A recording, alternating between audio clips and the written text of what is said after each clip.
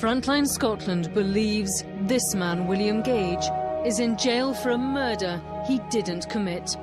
He's been caught up in one of Scotland's most controversial killings, a gangland execution in a suburban street. According to the Crown, this was an open and shut case. But tonight we can reveal how even the trial judge, Lord Emsley, has raised serious concerns over this extraordinary murder case. We can also reveal that the inconsistencies which helped convict William Gage are now under challenge. A challenge which will rock the Scottish legal system to its very foundations. It's 10 o'clock on a Thursday night. 30-year-old Justin McElroy is on his way home to his pregnant wife. They live in an expensive area of Cambuslang, on the edge of Glasgow's commuter belt. As he arrives home, it's dark, and the street where he lives, Acacia Way, is quiet. But someone is waiting for Justin McElroy.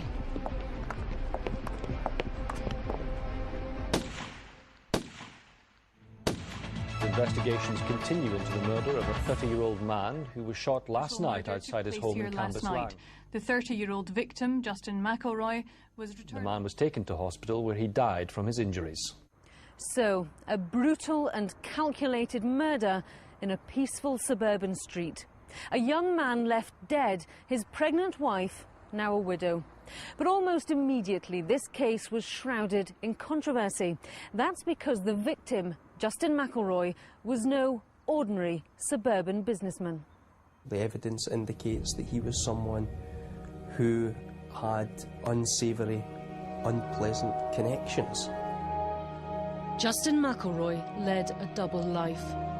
6 days before the murder, Justin had sipped champagne alongside First Minister Jack McConnell at a fundraising dinner.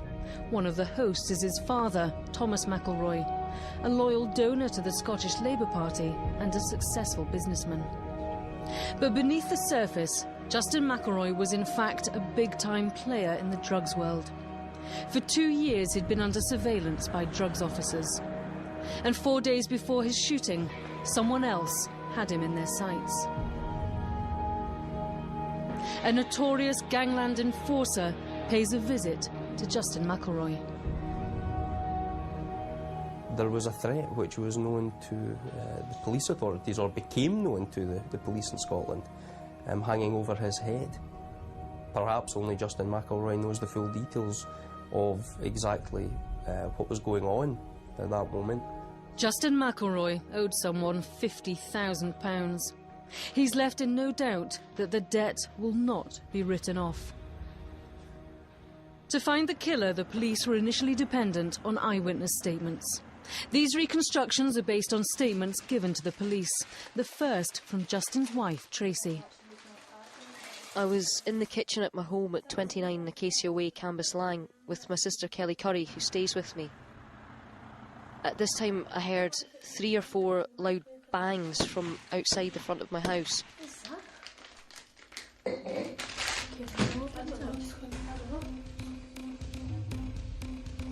I looked out the windows at the top of the door. I saw a man at the top of my driveway. He was aged late 20s, early 30s, slim to medium build, 5 foot 10 inches tall. He was wearing a blue or green hooded bomber jacket with a hood up and a similar coloured scarf covering his nose and mouth. I leaned out and saw the same person run down the street and out of the view of the house. I cannot identify the man who ran off. Well, generally the first statement a witness gives is likely to be the most reliable account. One reason for that is that it's at that point the witness has had least exposure to potentially misleading or suggestive information. So in this case, Tracy McElroy was interviewed within an hour of the original event. Tracy McElroy's neighbour, Julie Waugh, also gives a statement to police shortly after the shooting. I was lying in bed At 10:05, I heard the gun go off. I don't know why, I just knew it was a gunshot.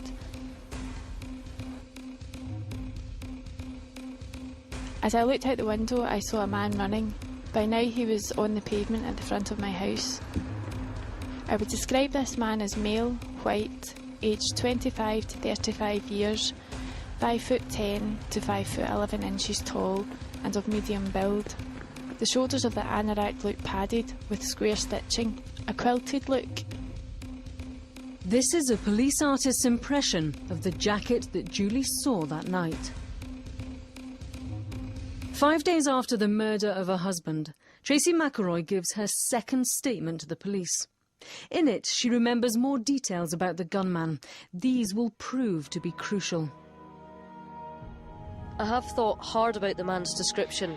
An athletic male, 5'11", wearing a thick anorak-type jacket, waist length. It had a pearly sheen off it with an Eskimo snood. Gloves, dark-coloured, no jewellery. Dark shoes and a scarf covering nose and mouth, wrapped round his face under the snood. The man passed directly under the lamppost outside my driveway and was well lit. We're talking about a witness who saw someone from about 10 or 12 metres away, who was running away at night under a sodium street lamp. And there's certainly limitations to the details of a face that you could see. As the killer escapes, he's apparently spotted by another witness, Stephen Madden. I saw a figure running down the path onto the pavement. His face was covered by a dark or black ski mask. It had 2 eye holes and a mouth hole. He was wearing a dark bubble anorak type jacket. By bubble I mean padded. I again looked in my rear view mirror. I saw the front seat passenger in the white car pull off the ski mask. He had a kind of bow face, maybe a bit of a chubby face, a rounded head. His hair was short. He had a full head of hair. It was dark black, maybe brown. Stephen Madden's description of the man getting into this car matches those given by both Tracy McElroy and Julie Waugh. But he's the only witness to see the killer without his mask on. 1 hour after the shooting, the police are convinced they have the getaway car. At 11 o'clock that night, a white Saab 9000 is found abandoned here in Easterhouse, 8 miles from Cambuslang. An unsuccessful attempt has been made to burn the car. Inside is a jacket, a pair of gloves and a snood like a ski mask, a treasure trove of forensics. On the jacket and snood, the police find firearms discharge residue, or FDR, particles which are left after a gun is fired. Also on the jacket, as well as the gloves, the police find DNA. It matches that of a man they know well, a man with previous convictions, previous firearms convictions, a man called William Gage. The police now have a white Saab which was owned at some point by second-hand car dealer William Gage. They have his DNA, which was on some of the clothes found inside, as well as some firearms particles. All they have to do now is link the car with the murder. Just after 10, I heard a car's wheels spinning. I looked out and I saw a white car. I saw the car was a Volvo, white colour, and a white spoiler on the back. The type was a Volvo 440. Charles Bowman was a security guard on a building site next to Acacia Way. The car he sees that night is white, like the car found at Easterhouse, but he insists it's a Volvo 440 and not a Saab 9000. Despite Charles Bowman's statement, the Crown is adamant the white car he sees leaving Cambuslang is the same white car abandoned in Easterhouse. On the 3rd of May 2002, William Gage is charged with the murder of Justin McElroy. On the face of it, the police and the Crown had a watertight case. The DNA, the firearms particles, the white Saab all point to William Gage being the killer of Justin McElroy. But we believe that if you look harder at the case, as we've done, things aren't quite as clear-cut as they seem. Firstly, does the mysterious car found in Easterhouse have anything to do with the murder at all? All the witnesses who see the getaway car insist that it's white. But just one day after Charles Bowman gives his statement, in which he's adamant that it's a Volvo 440, something happens to change his mind. I was taken to Paisley Police Office where I was shown a white car that I noticed was a white Saab. On looking at the white Saab, I can say that it's similar to the car I said was a Volvo, although I can't state if it is that car. That's, a good example of the suggestion coming from the investigating officers. I think really what you can conclude from that witness is that they saw a white car and they don't really know what make it was. But one detail which all the witnesses do seem to agree on is the type of jacket worn by the gunman. A thick anorak-type jacket. The shoulders of the anorak looked padded with square stitching, a quilted look. Dark bubble anorak type jacket. By bubble I mean padded. Several witnesses who undoubtedly saw the gunman leaving the scene describe this padded jacket that he was wearing. So I think we can be fairly confident in that description. But the jacket found in the Saab with William Gage's DNA on it is a thin cagoule and not a padded jacket as described by all the witnesses. Despite this obvious discrepancy, the cagoule becomes critical to the Crown's case. When the police examine it, 6 particles of firearms discharge residue are found. The particular residue we're talking about comes from a part of the firearms cartridge which is known as the primer. This is the first part of the cartridge to explode when a gun is fired. This primer, when it is fired, turns into thousands and thousands of minute particles.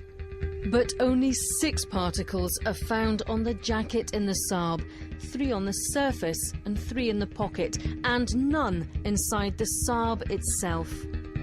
The particle type is so common as to be untraceable, yet this constitutes the forensic evidence against William Gage. A report compiled by Strathclyde Police states the existence of these particles prove that the wearer of this jacket has recently fired a gun or has handled recently discharged ammunition, but we discovered this isn't true. The report in some respects is biased in that it offered no alternative sources for these particles. They could have been present on the clothing because the clothing had come into contact with some other article of clothing or some other surface on which the particles were present. But no distinction of this sort is made by the report. Given that the jacket had been exposed to 6 shots or been worn in the presence of 6 shots, then I would have expected rather more particles to be present on the surface of the jacket. Dr. Lloyd is not convinced the jacket's been worn by someone who's just fired a gun. It's not very good evidence, really. Not very good evidence at all. A few months after Justin McElroy's murder, Strathclyde Police organise an identity parade. But it's abandoned after William Gage complains none of the parade volunteers resemble him at all. But the day doesn't prove to be a total waste of time for the police. Tracy McElroy is shown a mannequin, dressed in the clothes found in the Saab. I was taken into a room and shown clothing which was on a model. I recognised the clothing as being the same as the description that I had given the police of the man I'd seen running outside my house on the day my husband was murdered. But the clothes are not the same as the ones described in Tracy McElroy's original statements or the police artist's impression. Now the padded jacket has become a thin cagoule. It's quite a bizarre procedure which I've not encountered in any other case that I've consulted on. I'm not really clear what the police were trying to achieve. I mean, obviously it's going to be a disturbing and upsetting event for the witness. It's probably going to provoke recall of the original event. and then she's got two events in memory with similar emotions attached to them. And if you were trying to design a procedure that would have the potential to plant misleading information or new information in the witness's memory, I can't really think of a better way of going about it. It doesn't greatly surprise me that we now start to see some inconsistency of the later statements with the earlier statements. Tracy positively identifying the cagoule means the police now have a witness who can connect the jacket to the killer. And as William Gage's DNA is on this jacket, he's now placed directly in Acacia Way on the night of the murder. William Gage did have an alibi for the night of the 7th of March. He claims that he and his girlfriend Anne Ross spent the evening at this bar in Glasgow's West End. But in court, Anne Ross's testimony was challenged when a mobile telephone call was traced to a handset which William Gage was believed to have used shortly after 10:30 p.m. That telephone call was made from Easterhouse. Remember, this was where the white Saab was found. That all may mean something, but what it does not constitute is hard connecting evidence which proves that he committed the murder of Mr. McElroy. William Gage refuses to explain who made that call on his mobile phone on the night of the murder. He's adamant, though, that it wasn't him. We don't know exactly what he was doing around the time of the murder. But then again, we wouldn't expect that from someone like William Gage, who has come into contact with the police in his past life and who's not unknown to them. Not everyone who conducts that kind of life has always got their story straight on any given night of the year. With his alibi discredited, the final nail in William Gage's coffin is hammered home by Tracy McElroy. In court, she's asked if she can recognise the man who killed her husband. She picks out William Gage. It's the eyes. I'll never forget the eyes. Scary eyes. That's certainly an issue of concern, that in the court she's talking about the eyes. She's never mentioned them previously. We also know she's seen the mannequin where the eyes were prominent. I'm not sure that anyone in Scotland would want to be in the position of being convicted or even having to help police with inquiries where the focus of the evidence was whether or not a person's eyes were so distinctive on a dark night as they fled a location. I'm not sure that that's, in my mind at least, the strongest evidence I've ever heard for identifying someone. Tracy McElroy has never mentioned the killer's eyes in the 2 years since her husband's murder. Yet now her identification from the dock is the final piece of the jigsaw connecting William Gage to the shooting. Stephen Madden, the witness who'd apparently got the best view of the killer's face, refuses to identify William Gage in court. He sticks by his description of the killer as 5'10", round-faced, with short, dark hair. William Gage is 6'2", with long hair. But Stephen Madden's testimony doesn't matter. Charles Bowman has done enough to hint it was a white Saab, not a Volvo, in Cambuslang that evening. 3 particles of FDR on the cagoule found in the car are enough to hint that a gunman has worn it. And William Gage's DNA ties him to the jacket as well as the getaway car. On the 9th of February 2004, William Gage is found guilty of the murder of Justin McElroy. He's sentenced to 20 years in prison. We believe, having examined all the evidence against him, that William Gage was not the man who killed Justin McElroy. We believe that if his case were to be tried again today, he would not be convicted on the eyewitness testimony used against him. We have significant new evidence which casts serious doubt on the white Saab being the getaway car used by the killer as the Crown claims. In fact, we believe that the car, which contained all the forensic evidence used to tie William Gage to the crime, was never even in Cambuslang that evening. And we're not the only ones to have doubts. Lord Emsley was the judge in William Gage's trial. This is his report, which he submitted to the appeal court after the conviction. In a highly unusual move, Lord Emsley is severely critical of the decision to convict William Gage, describing Tracy McElroy's identification of the clothing as uncorroborated and significantly contradicted. If the jacket in particular was not proved to be the one worn by the killer at the locus, then the whole of the Crown's evidence of DNA and FDR would become irrelevant and academic. In that event, it would be difficult or impossible to establish any link by corroborated evidence between the appellant and the murder. What links William Gage to the murder is the white Saab. All the ballistic and forensic evidence against him is found inside this car. There's two things we're talking about here. We're talking about a crime that was committed involving a firearm in the Cambuslang area of Glasgow on the night of the 7th of March. Then the spotlight shifts.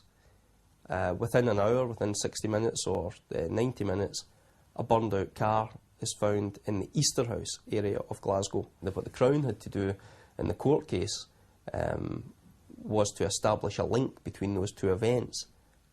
Whether or not those two events were actually connected, in my mind, some doubt resides.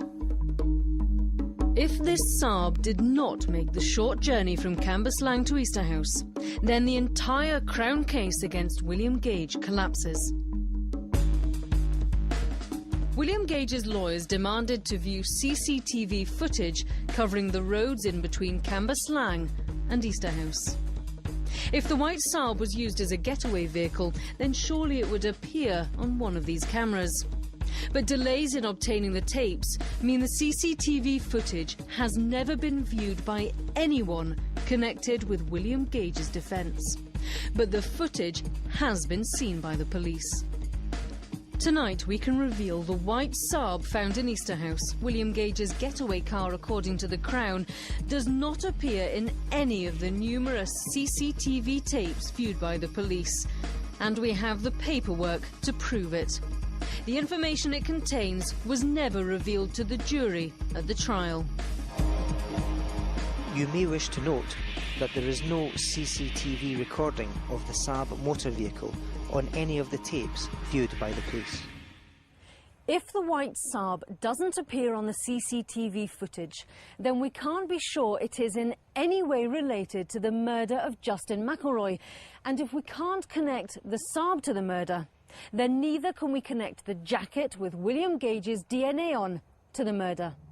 Therefore, we can't connect William Gage to the murder. This leaves only Tracy McElroy's identification of William Gage as the one remaining piece of evidence which puts him in Acacia Way that night. She identified William Gage by his eyes. Once again, the trial judge, Lord Emsley, is sceptical.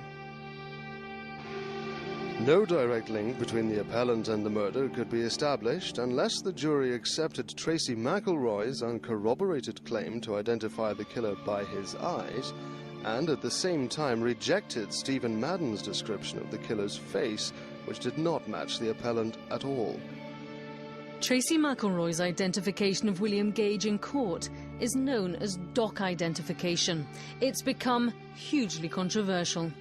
Doc identification is fantastic theatre. It's fantastic if you're a lawyer trying to get a certain result from your jury, because it's theatrical. You have got someone being asked, do you recognise anyone in the court today? Or words to that effect. Now, you'd have to be pretty stupid not to know that the person you're meant to identify is the person who is standing between usually two members of the police force opposite you, looking slightly worried. There are huge problems with doc identification. Other legal systems around the world don't use a a dock identification as formal identification evidence. I believe Scotland is unique in its reliance on this particular method. Since William Gage's conviction, there's been a major challenge to Scotland's treatment of dock identification. It's come from this man, James Holland. Unlike William Gage, James Holland took part in an identification parade. He'd been charged with assault and robbery, yet none of the victims could pick him out. Nevertheless, when the case came to court, one of the witnesses identified him in the dock.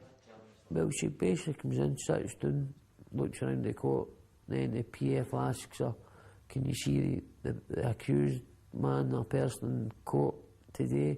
And she went, aye, that there. It's like having a big arrow pointing towards someone. It couldn't be more obvious. Everyone, when they're asked to look, will look immediately at the dock. The jury's all looking at me, the judge is looking at me, everybody's looking at me, and it's like a spotlight went on me. In April, James Holland's conviction was quashed by the Privy Council in London.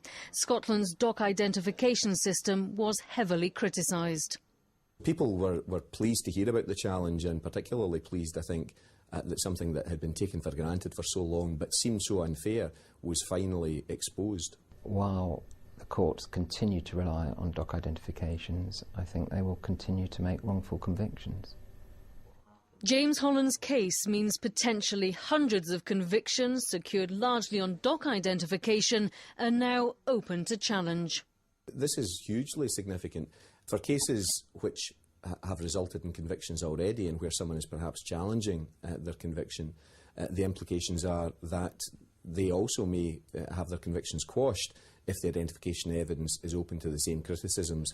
One of these cases could be that of Luke Mitchell, sentenced to life for murdering his 14-year-old girlfriend, Jodie Jones. The Luke Mitchell case is, I think, a case where there were question marks over the identification by some of the civilian witnesses. I think any appeal where identification evidence was a big part of it, that will be looked at, and I wouldn't be surprised if it was part of what's looked at in the Luke Mitchell case. The Miscarriages of Justice Organisation Scotland is now examining the case of William Gage. He's currently awaiting the outcome of his appeal, but he fears the worst. Neither the CCTV evidence nor the new thinking on eyewitness identification were heard at his appeal. But both could form part of a submission to the Scottish Criminal Cases Review Commission. There are many unanswered questions about this case. Who did Justin McElroy owe the £50,000 to? Is this person the key to who pulled the trigger? William Gage remains behind bars here at Shotts Prison. He still protests his innocence. Can we say beyond reasonable doubt that the white Saab clumsily abandoned in Easterhouse was the getaway car? Can we say beyond reasonable doubt that William Gage was the man Tracy McElroy saw running from her house that evening? Can we say beyond reasonable doubt that William Gage murdered Justin McElroy? I don't see any credible eyewitness identification evidence that links William Gage to this murder. What isn't in doubt is that William Gage is no angel, with numerous previous convictions. But does that make him a killer? Does that make him this killer? Being almost guilty of murder is not good enough. Being guilty by association is not good enough. Being guilty because you're not straight about your past is not good enough. Being guilty because you can't explain where you were at any given moment of a life which maybe involves lots of not being able to explain moments is not good enough. The hurdle that's to be cleared is beyond a reasonable doubt. And in this case, there are many doubts.